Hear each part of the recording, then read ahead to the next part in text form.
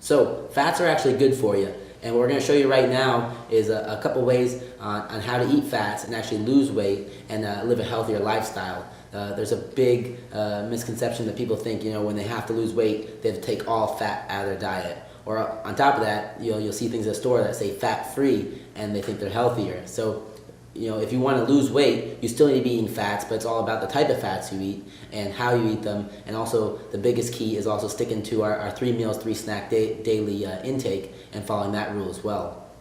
Yeah, so the main thing we want you to know with fats is that obviously they're not the enemy. The three main things, the three main distinctions we want to clarify in this video is obviously what type of fats you eat, where you're getting your fats, how the fat is prepared. So a really big thing is when you put fats and you cook anything at really high heat, kind of like deep frying chicken or deep frying donuts. Or the reason that's not so bad is not because they're so high in calories, but it's because when you cook something at that high heat, the molecular structure actually changes and it produces what's called trans fat, which you might have heard of. Trans fat is what clogs your arteries. It causes oxidation. It completely takes your body off of balance. Your body has a balance of omega-3, 6, and 9s, and it completely takes it off balance and it starts to cause oxidation. So we're going to fix that. We're going to give you clarity on exactly what fats to eat, when to eat them, and how to prepare them. And as long as you're following the 3 meal, 3 snack program that we laid out earlier in this course, you're going to be fine. We just want to give you some distinctions and some common mistakes to avoid when eating fat. So the 3 main fats that you're going to see on labels and you're going to hear about, and you might not know anything about, and it's good to educate you so you're going to understand and you're going to be able to eat fat, and stay leaner. There's one which is trans fat, unsaturated fat, and saturated fat. Now, trans fat we want to totally get rid of. We should never be eating trans fat at all. That trans fat, like Alex said, it happens, when you overcook at really high temperatures. On top of that, trans fat is all man-made. It's used in foods that are packed away for long times. It doesn't spoil as fast as as saturated or unsaturated fat, which comes from plants and animals. It's stored in packages, so we have to make it so it's not going to spoil as bad.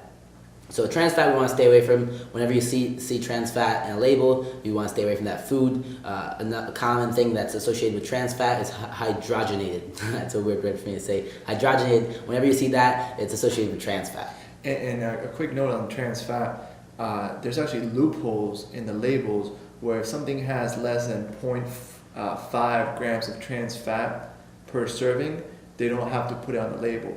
So just a common guideline is to avoid anything that's processed, anything in the bakery aisle that's deep fried, or just all those desserts that they might not say trans fats, but if it has 0.4 grams of trans fat per cookie, because a lot of times it's just 1 cookie per serving, you eat 3 to 5 cookies and you have a serious amount of trans fat that will do some serious damage to your arteries. That's a really good point that Alex said. And the best way to avoid this is just like Alex said, stay away from the processed foods. And if you're eating pure right from the refrigerated aisle, the meats and veggies and fruits, there's no trans fat in there. You're not going to get tricked in with the 0.5 gram label trick or anything like that. Second kind of fat is saturated. Now, up until recently, saturated they used to say it was bad for you.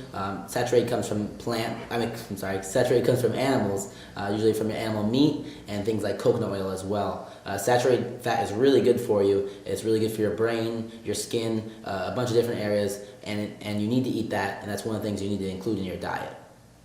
Third is unsaturated, and saturated forever has been known for being really good for you. That comes from plant and fish.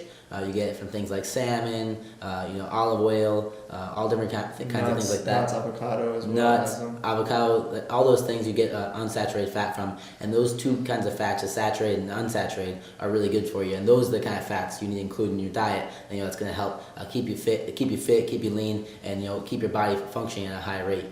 And in one of the previous videos, we talked about the bulletproof coffee, what I like to have, and that has a lot of fats. It has the coconut oil and the butter. And the reason why I like starting my day off with that so much is because it completely kills any cravings I could have for the day. If I start my day off with something that's sugary, that's going to spike your insulin. So what happens when you eat sugar is that your blood sugar goes down, goes up, and then insulin gets released in order to balance your blood sugar again. So fats doesn't have a significant effect on your blood sugar, obviously, because it's fats. So no insulin gets released. And if you have that bulletproof coffee, it's with all those fats, it gives you really sustainable, clean energy. There's no really, like you said, no spike, right? It's staying pretty smooth.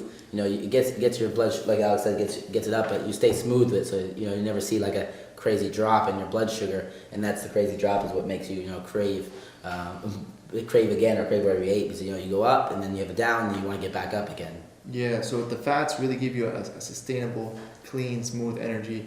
If you have if you ever had sugar like Coke or anything like that, not cocaine but Coca-Cola, it gives you a really a peak and then you crash. Fats give you kind of like a smoother type of energy. That's why I really love that bulletproof coffee. If you haven't seen that video, if you're not doing that yet, make sure you do it. I really get clean energy, and any cravings, anything that I normally do, that I normally used to have throughout the day, for whatever reason, all those fats, the coconut oil and that grass-fed unsalted butter, along with the coffee, really just completely annihilates any cravings I used to have, and it gives me that sustainable, clean energy that doesn't have highs and lows. It's just consistent, really good for working, really good for thinking, and really good for losing weight and melting fat. So how do you stay away from all these bad fats that really clog your arteries and make you feel crummy and ruin your thinking?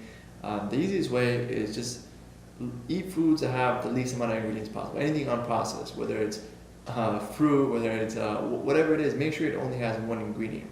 A really good test is if you leave something out for a certain amount of days, how fast does it go bad? So for example, if you leave meat outside, obviously it spoils. If you leave fruit outside, it spoils pretty quickly. Compared to a box of chocolate, like Chips Ahoy cookies. Yeah. They'll stay there for 18 years. Or a bag of chips, or a fast food. You take any of those burgers from one of the fast food joints, the main four, and you put that on the counter. You're talking, I've said this before. It'll stay good for a year. It's packed with trans fat if it has that, and the ingredients in there are endless. You could look at a 5-page spread of the ingredients it has in it. So yeah, you want to minimize the ingredients. Yeah. 1, to stop trans fats and keep the good fats.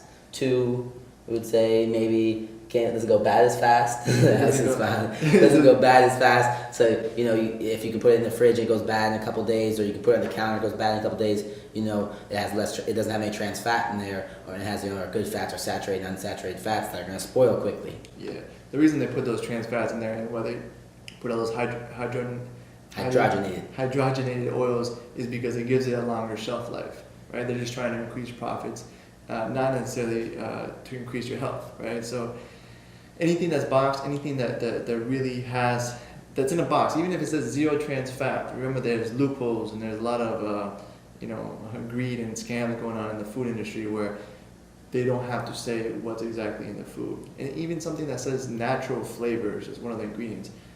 I read that can mean a whole variety of things. Just because it says natural flavors, they're constantly trying to trick you. So the best way to not get tricked is just don't eat anything that's in a box. Don't eat anything that has a list of ingredients that's more than 4 or 5, and that right there, that sums it up. That's the easiest way to take care of it, and you'll make a huge improvement on your fat consumption. When we're talking fat consumption, we still want you eating fats. Fat percentage, depending on what you're trying to accomplish, is anywhere from 20% of 30 to 35% of your daily intake should be fats. So I always recommend right around 25%, put in the middle. So if you just follow those 2 things, the processed foods and things that spoil quickly, you'll make a huge impact on that. And as you can see, we're not scientists. We can barely say the word hydrogenated. We can't even say that word. We've done our research, but for you, if you don't really like, trying to be like a scientist and understand, monosaturated and polysaturated fats, you don't really need to. All you need to do is just understand. You want to limit the ingredients, keep it as low ingredients as possible with words that you can say, and on top of that, you want things that spoil quickly, so you know that they don't have any trans fat in them. All right, so we'll have a little worksheet beneath this video with step-by-step instructions to follow to make sure that you're eating all the good fats, you're getting that sustainable, good energy from fat, you're eating healthy fats that aren't going to clog your arteries, and you're eating fats that are going to make you feel good, give you sustainable energy, and really melt body fat. Ironically, eating fat can help you melt fat because it's not going to spike your insulin, and you'll be able to really feel the difference when you cut out all the trans fats So that's it. Download the worksheet below, and we'll see you on the next video.